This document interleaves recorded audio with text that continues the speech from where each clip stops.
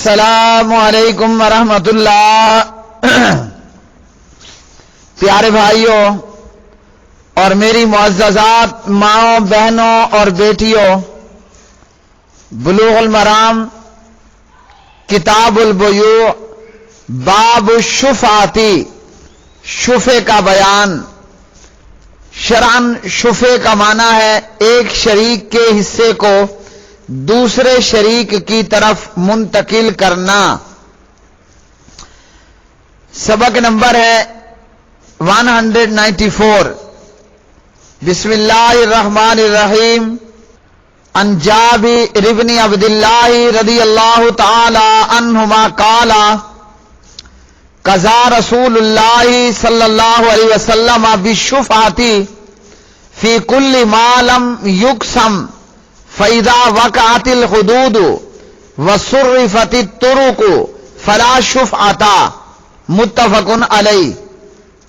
واللفظ للبخاری وفي رواية مسلم الشفعة في كل شرك في أرض أو ربع أو حائط لا يصلح، وفي لفظ لا يحل ان یبیع حتی یعرض علی شریکہ۔ وفی روایت الطحاوی قضى النبی صلی اللہ علیہ وسلم بالشفعۃ فی کل شیء ورجالہ ثقات۔ جابر بن عبداللہ رضی اللہ تعالی عنہما راوی، نبی علیہ الصلوۃ والسلام نے ہر اس چیز میں شفعے کا فیصلہ دیا، ہر اس چیز میں شفعے کا فیصلہ دیا ہے جو تقسیم نہ ہوئی ہو، مگر جب حد بندی ہو جائے اور راستے الگ ہو جائیں تو پھر شفع نہیں، یعنی پھر شفعے کا حق نہیں رہتا۔ بخاری مسلم، اور یہ الفاظ بخاری کے ہیں۔ اور مسلم کی ایک روایت میں ہے شفع ہر مشترک چیز میں ہے، مثلا زمین میں، مکان میں، باغ میں۔ اپنے شریک یعنی اپنے حصے دار کے روبرو پیش کیے بغیر چیز فروخت کرنا کسی کے لیے درست نہیں ہے۔ اور طحاوی کی ایک روایت میں ہے کہ نبی علیہ الصلوۃ والسلام نے ہر چیز میں شفعے کا حق رکھا ہے۔ تو پیارے بھائیو، یہ حدیث اس بات کی دلیل ہے کہ شفع اس جائیداد میں ہو سکتا ہے جو مشترک ملکیت میں ہو۔ شفع اس جائیداد میں ہو سکتا ہے جو مشترک ملکیت میں ہو۔ محض ہمسایہ ہونا شفع دائر کرنے کے لیے کافی نہیں ہے۔ جمہور علماء، ائمہ ثلاثہ، امام مالک، امام شافعی، امام احمد رحمہم اللہ تعالی کی رائے یہی ہے۔ اور بعض نے کہا جیسے اناف کہ شفع جو ہے وہ ہمسائیگی کی بنیاد پر بھی جائز ہے، مگر یہ درست نہیں ہے۔ اور اناف نے جو دلیل لی وہ دلیل اس مسئلے میں صراحت نہیں رکھتی۔ تو شفع جو ہے وہ اس جائیداد میں ہو سکتا ہے جو مشترک ملکیت میں ہو۔ اور اسی طرح امام خطابی نے کہا شفع زمین، جائیداد، گھریلو سامان، دیگر کے اندر حیوانات وغیرہ میں بھی ہو سکتا ہے، اور یہی رائے اکثر اہل علم کی ہے۔ تو اس لیے جب کوئی چیز بیچنے لگے تو اپنے حصے دار کے روبرو، اپنے شریک کے روبرو اپنا مدعا پیش کر دے۔ وہ خریدنا چاہے تو ٹھیک، بصورت دیگر فروخت کر دے۔ اور اس تعلق سے بھی علماء کے مختلف اقوال ہیں کہ جب شریک کو، حصے دار کو مطلع کر دیا جائے اور اس کے بعد کسی سے سودا کر لیا جائے تو کیا شریک کے لیے شفعے کا حق باقی رہتا ہے یا نہیں رہتا۔ اور اس میں امام سفیان الثوری اور اسی طرح اہل حدیث کے ایک گروہ کی رائے یہ ہے کہ اطلاع دینے کے بعد شفے کا استحقاق ساقط ہو جاتا ہے۔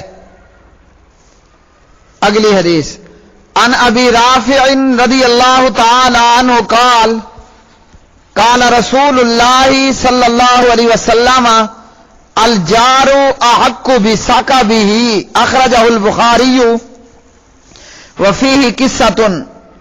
ابو رافع رضی اللہ تعالی عنہ سے روایت ہے، نبی علیہ الصلوۃ والسلام نے فرمایا ہمسایہ اپنے قرب یعنی ہمسائیگی کی وجہ سے زیادہ حق رکھتا ہے، اور یہی دلیل ہے احناف کی۔ ان کا کہنا ہے کہ شفع جس طرح مشترک جائیداد میں جائز ہے، اسی طرح محض ہمسائیگی کی بنیاد پر بھی جائز ہے، لیکن اس حدیث میں یہ صراحت نہیں ہے کہ ہمسایہ شریک حصے دار نہ ہونے کے باوجود بھی حق شفع رکھتا ہے۔ اس حدیث کے اندر اس بات کی صراحت نہیں ہے۔ اور حضرت ابو رافع کی اس روایت میں قصہ یہ ہے کہ ابو رافع رضی اللہ تعالی عنہ نے سعد بن ابی وقاص رضی اللہ عنہ سے کہا کہ جو مکان تمہاری حویلی کے اندر ہیں انہیں خرید لو۔ سعد نے کہا کہ اللہ کی قسم میں انہیں نہیں خریدوں گا۔ بہرحال بلا آخر ابو رافع اور حضرت سعد بن ابی وقاص رضی اللہ تعالی عنہ کے بیچ میں معاملہ طے ہو گیا، اور اس حدیث کا جواب یوں دیا گیا ہے۔ صفی الرحمان مبارک پوری رحمہ اللہ تعالی اس حدیث کی شرح کرتے ہوئے فرماتے ہیں کہ اس حدیث کا مرفوع حصہ الجارو شفع کے بارے میں صریح اور واضح ہی نہیں ہے، لہذا یہ احتمال ہے کہ اس سے مراد یہ ہو کہ وہ ہمسایہ بھلائی، اعانت، مدد، خیر خواہی اور احسان و ترجیح کا زیادہ حقدار ہے۔ اور اسی طرح کہا کہ جار کا اطلاق جس طرح ایسے پڑوسی اور قریبی پر ہوتا ہے جو شریک نہ ہو، اسی طرح اس کا اطلاق شریک پر، حصے دار پر بھی ہوتا ہے، جیسا کہ جابر رضی اللہ تعالی عنہ کی روایت میں ہے، اور وہ روایت آگے آ رہی ہے۔ لہذا یہ احتمال بھی ہے کہ جار سے شریک ہی مراد ہو، بلکہ یہی متعین ہے تاکہ یہ حدیث ابو رافع اور آئندہ حدیث کے اندر درمیان میں تطبیق ہو جائے۔ جبکہ پیارے نبی علیہ السلام کی اس سے پہلے جابر بن عبداللہ رضی اللہ تعالی عنہما کی روایت گزر چکی ہے کہ آپ علیہ السلام نے فرمایا جب حدود متعین ہو جائیں، راستے جدا ہو جائیں تو پھر شفع کا حق نہیں رہتا۔ تو پیارے بھائیو، حدود متعین ہو جائیں، راستے جدا ہو جائیں، یہ شریک حصے دار ہی کے لیے ہے، نہ کہ پڑوسی کے لیے۔ اگلی حدیث عن انس بن مالک رضی اللہ تعالی عنہ قال قال رسول اللہ صلی اللہ علیہ وسلم جار الدار احق بالدار رواہ النسائی وصححہ ابن حبان ولہ علۃ۔ حضرت انس بن مالک رضی اللہ تعالی عنہ راوی، نبی علیہ الصلوۃ والسلام نے فرمایا مکان کا ہمسایہ اس مکان کا زیادہ حق رکھتا ہے۔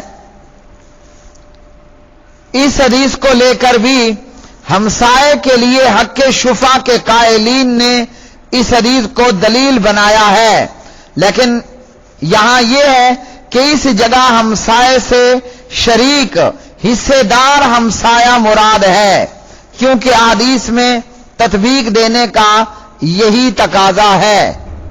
اور اس حدیث کے اندر علت بھی ہے، اور اس حدیث کے اندر موجود علت یہ ہے کہ اس حدیث کو دو سندوں سے روایت کیا گیا۔ ایک میں حضرت جو ہے وہ ایک حدیث میں حسن ان سمرہ کی سند ہے، اور اکثر محدثین کی رائے یہ ہے کہ حسن نے سمرہ سے عقیقے والی حدیث کے سوا اور کوئی حدیث نہیں سنی۔ دوسری سند قتادہ ان انس ہے، اور قتادہ کے متعلق معروف مشہور ہے کہ وہ تدلیس کرتا ہے۔ اگلی حدیث، عن جابر رضی اللہ تعالی عنہ قال قال رسول اللہ صلی اللہ علیہ وسلم الجار احق بشفعۃ جارہ ينتظر بها وان كان غائبا اذا كان طريقهما واحدا رواہ احمد والاربعۃ ورجالہ ثقات۔ حضرت جابر بن عبداللہ رضی اللہ عنہ راوی، نبی علیہ الصلوۃ والسلام نے فرمایا ہمسایہ اپنے ہمسائے کے شفعے کا زیادہ حقدار ہے، اس کا یعنی ہمسائے کا انتظار کیا جائے گا اگرچہ وہ غائب ہو، بشرطے کہ دونوں کا راستہ ایک ہو۔ تو یہ حدیث اس بات کی دلیل ہے کہ محض ہمسائیگی کے ذریعے شفع ثابت نہیں ہوتا، بلکہ اس کے لیے مشترک راستہ ہونا ضروری ہے، اور نبی علیہ الصلوۃ والسلام کی گزشتہ حدیث بھی اس کی تائید کرتی ہے کہ جب حد بندی ہو جائے اور راستے جدا جدا ہو جائیں تو پھر شفعے کا حق نہیں رہتا۔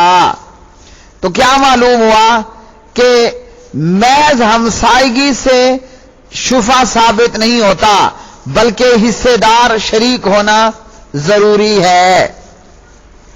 اگلی حدیث، عن عبداللہ بن عمر رضی اللہ تعالی عنہما عن النبی صلی اللہ علیہ وسلم الشفعۃ کحل العقال الشفعۃ کحل العقال رواہ ابن ماجہ والبزار وزاد ولا شفعۃ لغائب واسنادہ ضعیف۔ ابن عمر بیان کرتے ہیں نبی علیہ السلام نے فرمایا شفع رسی کھولنے کی طرح ہے، کحل العقال شفع رسی کھولنے کی طرح ہے۔ اسے ابن ماجہ اور بزار نے روایت کیا، اور بزار نے یہ اضافہ بھی نقل کیا ہے غیر حاضر غائب کے لیے شفعے کا کوئی حق نہیں۔ اس روایت کی سند ضعیف ہے۔ تو اس حدیث سے یہ استدلال کیا گیا کہ شفعے کا استحقاق حق فی الفور ہے، تاخیر اور دیر کی صورت میں شفع باطل ہو جائے گا، لیکن یہ حدیث ایسی نہیں ہے کہ اسے بطور دلیل لیا جائے، کیونکہ اس کی سند میں محمد بن عبد الرحمن ہے جو اپنے والد سے روایت کرتا ہے، جو تمام تر موضوع ہے، اس سے استدلال جائز نہیں ہے۔ شفعے کے اندر فی الفور دعویٰ کرنے کی شرط نہیں ہے، اور محدثین کے نزدیک تاخیر سے حق شفع باطل نہیں ہوتا، کیونکہ شفعے کی احادیث جو ہے وہ مطلق ہیں، اور جیسا کہ جابر رضی اللہ تعالی عنہ کی حدیث گزری ينتظر بها، اس کا انتظار کیا جائے گا، تو اس لیے شفعے میں تاخیر اور دیر کی صورت میں شفع باطل نہیں ہوتا۔ پیارے بھائیو، یہ آج کا سبق نمبر 194 تھا۔ آج کے سبق سے شفعے کرنا کے تعلق سے معلوم ہوا۔ وآخر دعوانا ان الحمدللہ رب العالمین۔